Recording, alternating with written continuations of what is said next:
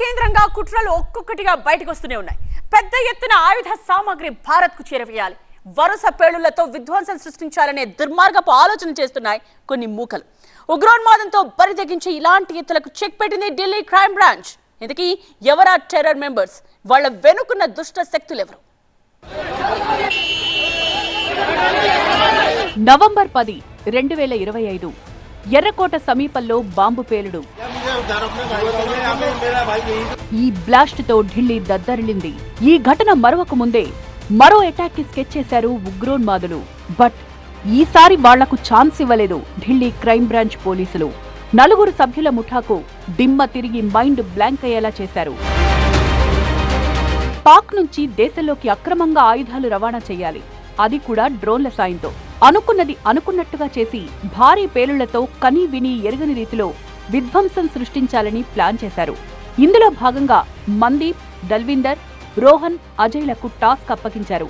టర్కీలో 10 అత్యాధునిక semi automatic pistols, 92 live కార్ట్రిడ్జ్లు, చైనాలో PX-3, PX-7 weapons తయారు చేయించి ఈ 4 మెంబర్డ్ గ్యాంగ్ అప్పగించారు. సాధారణంగా ఇలాంటి వెపన్స్ ప్రత్యేక దళాలు, భద్రతా ఏజెన్సీలు ఉపయోగిస్తుంటాయి. కానీ వీటిని లారెన్స్ బిష్నోయ్, బాంబిహా, గోగి లాంటి గ్యాంగులకివ్వాలని భావించారు. అంతలోనే ఈ మూక కుట్రల్ని భగ్నం చేశారు ఢిల్లీ క్రైమ్ బ్రాంచ్ పోలీసులు. 4 సభ్యుల గ్యాంగ్ అరెస్టు చేసి కీలక విషయాలు రాబట్టారు. వీళ్లకు పాక్, చైనా, టర్కీతో సంబంధాలు ఉన్నట్లు గుర్తించారు. ఈ మొత్తం నెట్వర్క్ ను పాక్ ఇంటెలిజెన్స్ ఏజెన్సీ ISI నిర్వహించినట్టు తేల్చారు. ముందుగా ఈ ఆయుధాలు టర్కీ, చైనా నుంచి పాక్ పంపించారు. ఆ తర్వాత ISI సాయంతో వాటిని భారత్ కు అక్రమంగా తరలిస్తున్నారు.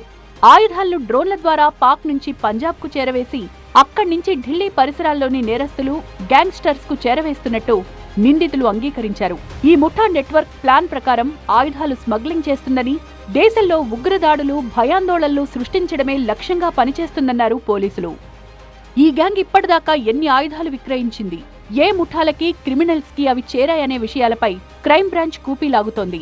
దీనికోసం మొబైల్ ఫోన్ డేటా, బ్యాంకు లావాదేవీలు, సోషల్ మీడియా కార్యకలాపాలు, డిజిటల్ ఫోరెన్సిక్ సాధనాలు ఉపయోగిస్తున్నారు. ఆయుధాల సరఫరాలో చాలా మంది లోకల్ నిందితులు, ముఠాలు పాల్గొన్నట్టు ప్రాథమిక దర్యాప్తులో తేలింది.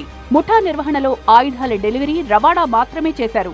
మొత్తం ప్లాన్ వెనుక ISI నెట్వర్క్ ఉందని, వాళ్ల ఆదేశాల ప్రకారమే ఇదంతా చేస్తున్నట్లు గుర్తించారు. ISI మద్దతుతో నడుస్తోన్న అంతర్జాతీయ ఆయుధాల అక్రమ రవాణా నెట్వర్క్ కి ఇది పెద్ద ఎదురుదెబ్బ అంటున్నారు ఢిల్లీ పోలీసులు. అయితే భారత్లోకి ఆయుధాల సరఫరా, ఎక్కడెక్కడ దాడులు, కుట్రలకి ప్లాన్ చేశారో మరింత లోతుగా విచారిస్తున్నారు.